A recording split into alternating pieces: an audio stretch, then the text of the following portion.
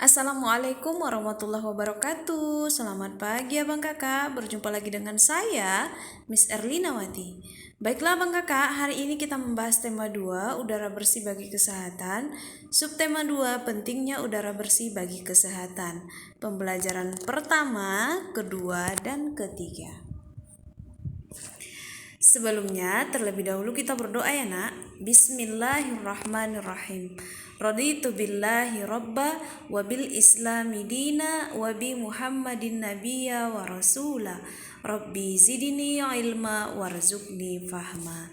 Amin. Semoga materi yang disampaikan hari ini bisa abang kakak pahami dengan baik dan benar ya nak. Oke abang kakak, tujuan pembelajaran kita hari ini ada 5 ya nak. Pertama, mengetahui penyebab terjadinya gangguan pada organ pernapasan manusia. Kedua, menginformasikan berbagai penyakit organ pernapasan dengan menggunakan kata tanya. Kata tanya apa, kenapa, bagaimana, dan di mana. 3. Mengetahui dan menyebutkan karya tari daerah menggunakan properti. Properti itu sama dengan alat ya nak. Keempat, membedakan hak, kewajiban, dan tanggung jawab sebagai warga masyarakat. Kelima, mengetahui jenis usaha yang dikelola sendiri dan kelompok. Nah, coba kamu lihat gambar ini. Gambar ini adalah gambar seorang anak perempuan dan laki-laki yang sedang menggunakan masker. Kenapa mereka menggunakan masker? Karena banyaknya polusi udara. Polusi udara dari mana aja, Miss? Dari pertambangan, kemudian pabrik, kemudian polusi udara di jalan, kebakaran hutan, dan gas. Nah, kira-kira polusi udara itu berbahaya nggak? Oke, kita akan lihat bahayanya apa saja. Nah, gambar tadi adalah gambar penyebab udara yang kita hirup menjadi tidak bersih dan tidak sehat bagi kesehatan, sehingga menyebabkan gangguan pada pernapasan. Kita akan melihat beberapa faktor yang menyebabkan gangguan pada pernapasan kita. Nah, pertama adalah faktor fisik. Faktor fisik ini biasanya keturunan ya nak. Jadi faktor fisik ini adalah yang sudah dibawa sejak manusia lahir. Contoh, prematur. Bayi prematur biasanya lahir dengan kondisi ukuran tubuh yang tidak seperti bayi yang secara normal. Kedua, faktor lingkungan seperti yang tadi adanya polusi udara. Baik itu kita temukan polusi udaranya dari lingkungan yang kotor, kemudian asap kendaraan, asap pabrik, dan asap rokok juga bisa mencemari udara. Sehingga beberapa faktor ini bisa menyebabkan gangguan pernapasan. Oke, kita lihat lagi yang lain. Ternyata ada juga yang namanya faktor penyakit. Nah, faktor penyakit ini menyebabkan gangguan pernapasan. Contoh, adanya influenza, kemudian bronkitis, dan kanker paru-paru.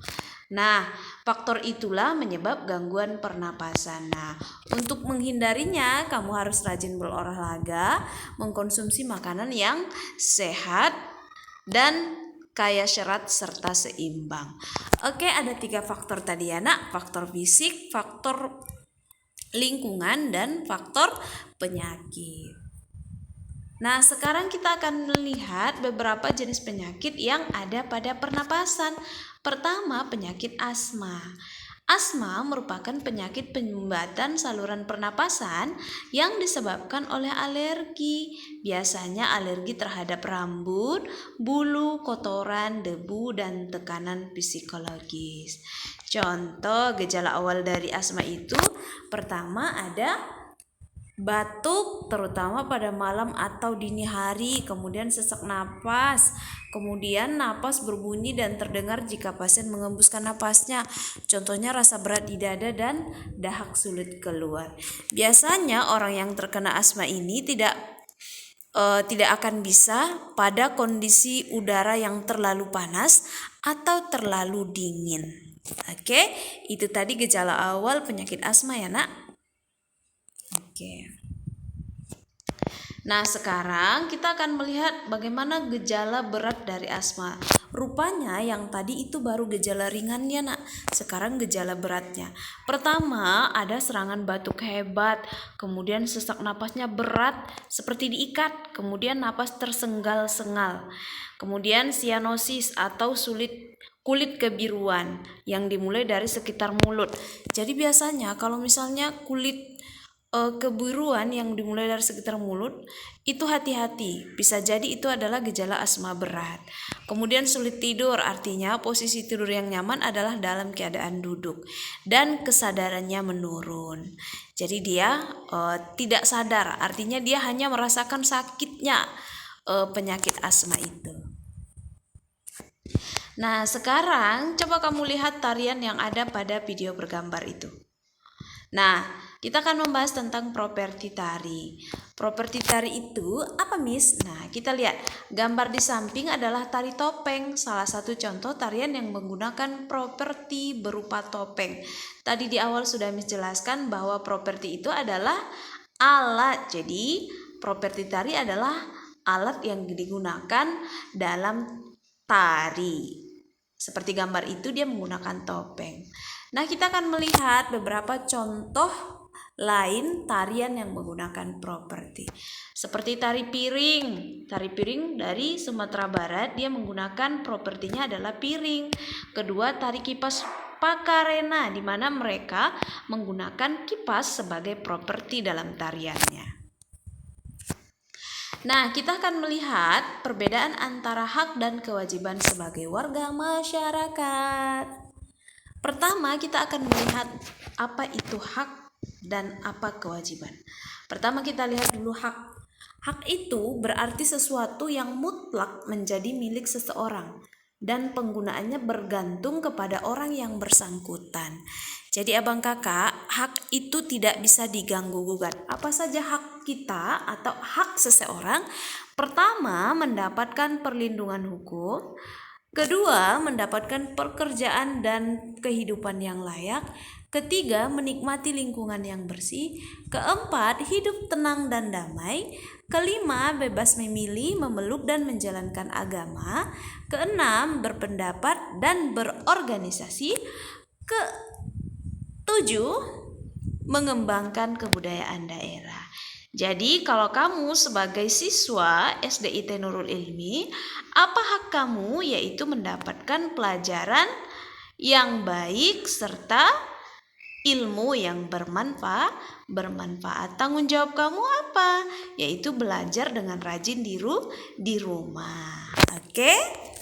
Itu dia hak. Jadi hak itu adalah mutlak sebagai milik seseorang yang penggunaannya tergantung orang itu.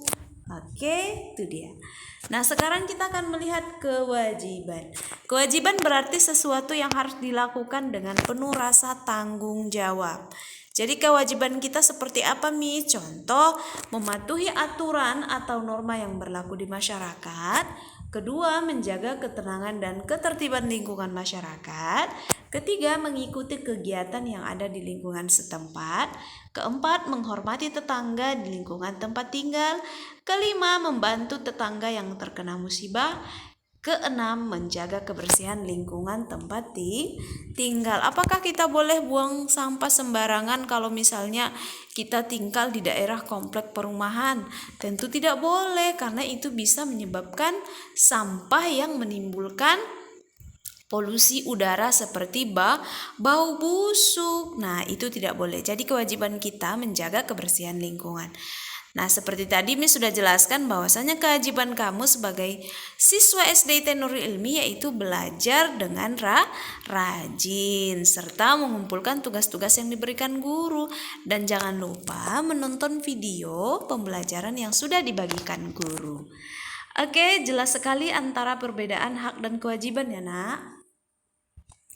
Nah, sekarang kita akan melihat jenis usaha ekonomi yang dikelola sendiri ataupun kelompok.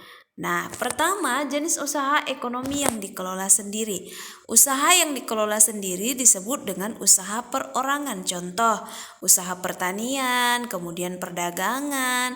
Seperti perdagangannya seperti apa, Miss? Seperti pedagang kaki lima, pedagang di pasar, warung, dan toko. Kemudian usaha jasa seperti fotokopi, bengkel, potong rambut, penjual pulsa. Guru apakah usaha jasa, Miss? Itu termasuk jasa juga, kemudian dokter juga jasa ya nak. Kemudian industri kecil seperti apa, Miss? Seperti souvenir, kemudian pembuatan keramik, kemudian pembuatan tembikar. Tembikar masih ingat nak? Apa itu tembikar? Seperti pembuatan guci dan lain-lain, kemudian anyaman dan mebel. Oke, itu dia jenis usaha yang dikelola oleh sendiri. Kemudian yang kedua, usaha yang dikelola secara kelompok. Contohnya apa, Miss? Nah, sebelum kita masuk ke contohnya, kita melihat dulu pengertiannya. Usaha ekonomi ini dikelola secara bersama, baik modal, pengelolaan maupun keuntungan. Bentuk usaha ekonomi bersama adalah sebagai berikut. Contoh firma. Usaha firma ini adalah usaha ekonomi bersama yang didirikan oleh sekurangnya 2 sekutu atau 2 kelompok. Nah, kemudian pendiri firma biasanya orang-orang yang dikenal satu dengan yang lain. Kemudian ada persekutuan komanditer. Contohnya itu CV. Kemudian perseroan terbatas seperti usaha perkreditan misalnya. Kemudian penanaman modal dan lain-lain. Kemudian badan usaha milik negara seperti BUMN dan Pertamina misalnya. Kemudian koperasi itu bentuk perekonomian disusun atas usaha bersama berdasarkan asas kekeluargaan. Jadi contoh usaha yang dikelola sekelompok ada firma, ada persekutuan komandatir, ada perseroan terbatas, ada badan usaha milik negara, dan ada koperasi. Oke, jelas ya perbedaannya. Nah, ternyata di dalam Al-Quran surah Al-Hujarat ayat 11 Allah sudah menerangkan, wahai orang-orang yang beriman, janganlah suatu kaum mengolok-olok kaum yang lain, karena boleh jadi mereka yang diperolok-olokkan lebih baik dari mereka yang mengolok-olok, dan jangan pula perempuan-perempuan mengolok-olok perempuan lain, karena boleh jadi perempuan yang diperolok-olokkan lebih baik dari perempuan yang mengolok-olok. Janganlah kamu saling mencela satu sama lain, dan janganlah saling memanggil dengan gelar-gelar yang buruk. Seburuk-buruk panggilan adalah panggilan yang buruk fasik setelah beriman. Dan barang siapa yang tidak bertobat, maka mereka itulah orang-orang yang tidak adil. Oke, itu dia ya. See you in next video. Semoga sukses ya abang kakak. Oh iya, jangan lupa like dan subscribe video ini supaya Miss bisa membuat video-video yang lebih menarik lagi untuk pembelajaran kita abang kakak. Oke, tetap semangat belajar dari rumah, jaga kesehatan, dan laksanakan sholat 5 waktu. Terima kasih. Assalamualaikum warahmatullahi wabarakatuh.